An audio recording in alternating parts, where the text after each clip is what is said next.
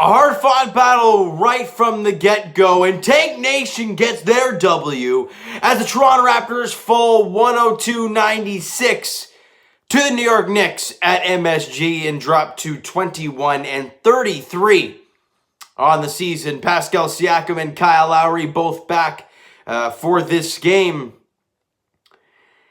It's a tough loss, because they had the lead there at one point. And it was gone just as fast as it came, right? They were down for so long, got the lead, and just in a snap, it was gone again. But the Raptors, again, for the most part of this basketball game, don't shoot the ball well offensively. Had a feeling this was coming. I mentioned in yesterday's video how they're playing the second night of a back-to-back. They have to travel from Tampa to New York. It's going to be a tough one. And it was an 8 o'clock tip-off, not the normal 7:30 tip-off. So you had a feeling it was going to be a tough one, plus a Knicks team that's inspired right now in the playoff hunt for the first time in a very long time. So you knew you were going to get their best punch. And the Raptors did counter it, but like I always say, it's not who makes the big punch, it's who makes the timely punch. And the Knicks did that late in this basketball game. First quarter, Raptors don't start out well. Had a bad feeling about this game, and it didn't start great. 27-16 Knicks after one quarter play. You're minus 11. You scored 47 in the first quarter last game. You score 16 in the first quarter of this one. In the second quarter, you're minus 3. You score 26, but you still allow 29. You're minus 3 in the quarter. You're down 14 at halftime. Not where you want to be in the second night of a back-to-back. And in the third quarter, more or less the same until we get a stoppage of play. It's Lincoln from MSG. And after that stoppage of play, so I think it was about 10, 11 minutes, they come back, and the Raptors go on a run. And at one point, they were up by 7, but they review a Malachi Flynn 3, and he was on the line. They take the 3 away. Raptors only up by 4, and from that moment on, the Knicks take the lead right back, and they don't give it back to the Toronto Raptors in the third quarter. Raptors won that third quarter 34-22. They found that offensive stroke again, but it started with their defense.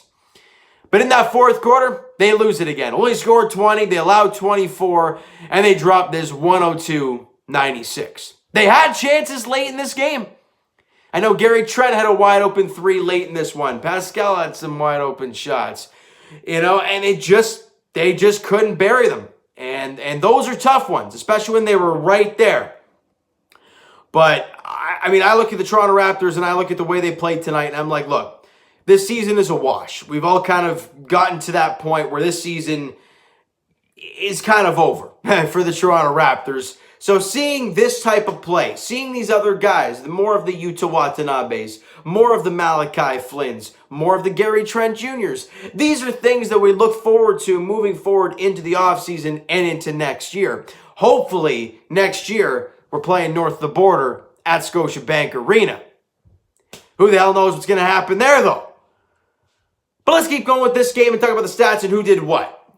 Chris Boucher didn't do a whole lot yesterday, shockingly, because the team absolutely dominated, but he did a great job today. 17 points, 14 boards, had a double-double in the game today, shot 6 of 10 from the field, was 1 of 3 from 3, had 4 blocks in the game, but I counted twice where he went flying by guys late in games. That it just infuriates me with Chris Boucher. But again, he impacted the team. He helped the team in many ways, 17 of 14, so I can't complain too much about Boucher. And he had 4 blocks in the game as well. Can't really complain too much about Chris Boucher. Pascal Siakam, get this stat line real quick. He had 16 points, 0 rebounds. Not a single board for Pascal. Had 7 assists, but not a single rebound. Shot 5 of 18. Was 1 of 5 from 3 and had 2 blocks. That's not a pretty stat line at all. You have a game, you sit yesterday for rest, and you come back in this one, you expect a good ball game. You don't get that from Pascal Siakam today. Usually I'm trying to protect him and trying to talk him up, or at least, protect the comment section on Pascal, but not today. After a rest day, you come back with that. It's not good enough, especially when you're playing a Knicks team that's ideally, if you're thinking about even sniffing around for a playoff spot, that's a team you got to catch. But you don't play very well. Period. A lot of costly fouls for Pascal. Didn't make shots. Took 5 threes. Is way too many for me. And he didn't even get a single rebound today. And the Raptors, as a team, were out-rebounded on the offensive glass by 6. So I don't know where he's going on the defensive glass, but he sure as hell ain't grabbing rebounds. That's for damn sure. And DeAndre Bembry, we talked about it in yesterday's video. How he had a great game yesterday. Today he played 21 minutes. He took 1 shot. Missed it. Didn't get a single point in 21 minutes. I think he had 1 rebound or 1 assist in 21 minutes. That's an Aaron Baines stat line there, Bembry. I'm not sure what he was doing out there. I love what he's done all year, but I'm not really sure what he was up to tonight. Kyle Lowry, good to see him back out there, though. 19 points for Kyle, 7 rebounds, and 7 assists for Kalo. 5 of 10 from the field, was 2 of 7 from 3, had 3 steals in the ball game.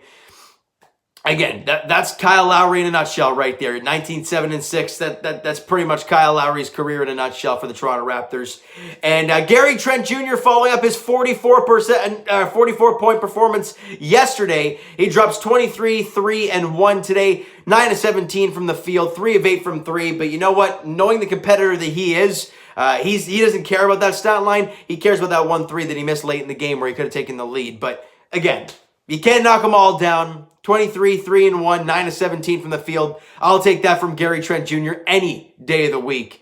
But in the end, you didn't shoot the ball well enough. As I said in yesterday's video, what are the things we look at for the Toronto Raptors when they win and when they lose? Well, more or less in the same, if they win or they lose, we look at the same things. How do you shoot the 3? How do you defend the 3? And how do you rebound? Well, the Raptors were -6 in the offensive glass today. I got my stats here. They were -11 in second chance points. Big problem on the glass. How'd you shoot the ball? 42% from the field and 32% from 3. Not very good. How'd you defend? Well, 40% from the field for the Knicks and 26% from 3. That's great. But you didn't shoot the ball well enough. You didn't rebound enough.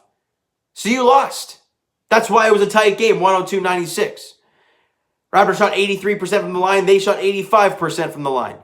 But in the end, the Raptors just did not play well on the offensive end. And you could say back-to-back, and that's possible.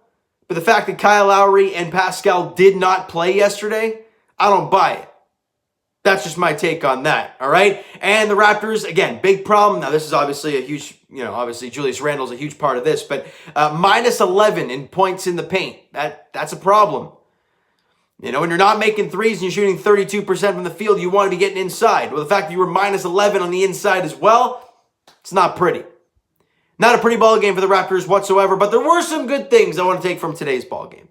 First off, good to see Khem Birch out there in his first game as a Toronto Raptor. And again, I like his play. Even though you didn't see him very much today, I like the way he plays the game. He plays hard, and he's quick on his feet in the defensive end. He's a smart defender, and I like that as a big man.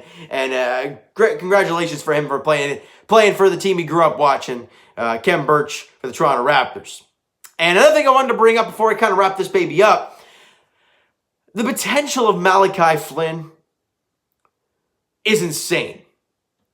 Did he make some tough shots today? Did he have some tough turnovers? Yeah, he did. But you can see it.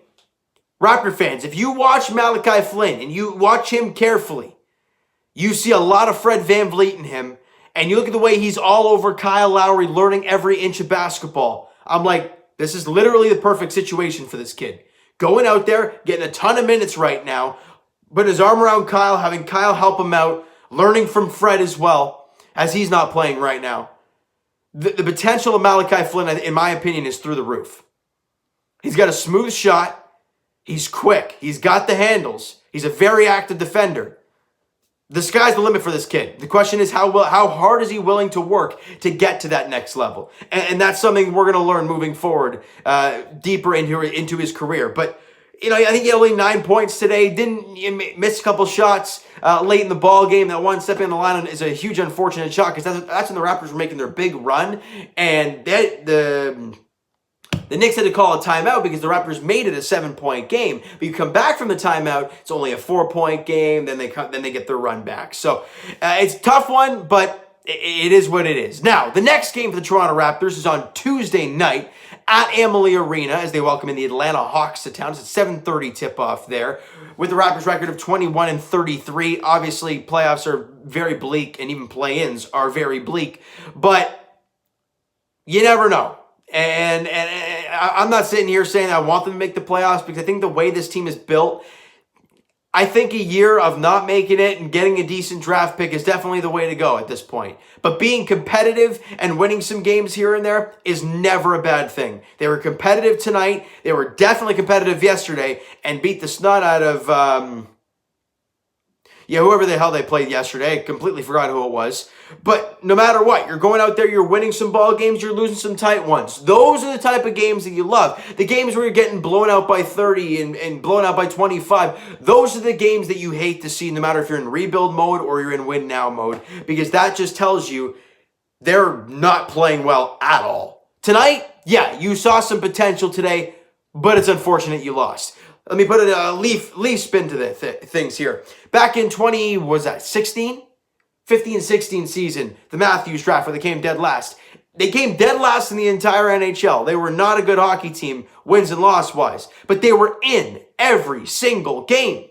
They were competitive all the time, and it showed you the culture and the narrative that the Leafs were building. Hence, after that season, they've made the playoffs every year since then. So for the Toronto Raptors, stay competitive, and if you're going to lose every game the rest of the way, be competitive, play hard, and the future will be bright. But one game at a time, Raptor fans. I know the rest of the season is going to be an all-out grind, but we'll get through it, all right? So you know what, guys? That is going to do it for this one. If you enjoyed the video and did not enjoy the game today, if you're a Raptor fan, but if you're a Knicks fan and love the game today, smack the like button. I do appreciate that. Hit the subscribe button if you guys have not already. Comment down below your thoughts on the video, your thoughts on the game. What'd you like, what'd you not like from today's game? Twitter's down below for myself. Follow up, send me a DM, doing like great stuff. The Instagram link is down below, so follow up there if you have not done so already. And I will talk to you guys Jays edition tomorrow as they take on the New York Yankees in Game 1 of their series against the Yanks down in Dunedin. Garrett Cole on the mound for the Yankees, and Robbie Ray makes his season debut on the bump for the Blue Jays. Like I said, 7:07 first pitch there in Dunedin. As for the Leafs, they play Montreal tomorrow night, 7 o'clock. Big game, 7 o'clock, Montreal in Montreal. At the Bell Center, taking on the Canadiens. All right, 7 o'clock puck drop there. And as for the Raptors, and by the way, the Leafs just acquired Dave Riddick, so I'll be doing a video very shortly there. There's 4 videos today. I'm exhausted. It's been a long day, but we'll get through it as trade deadline looms for the NHL tomorrow.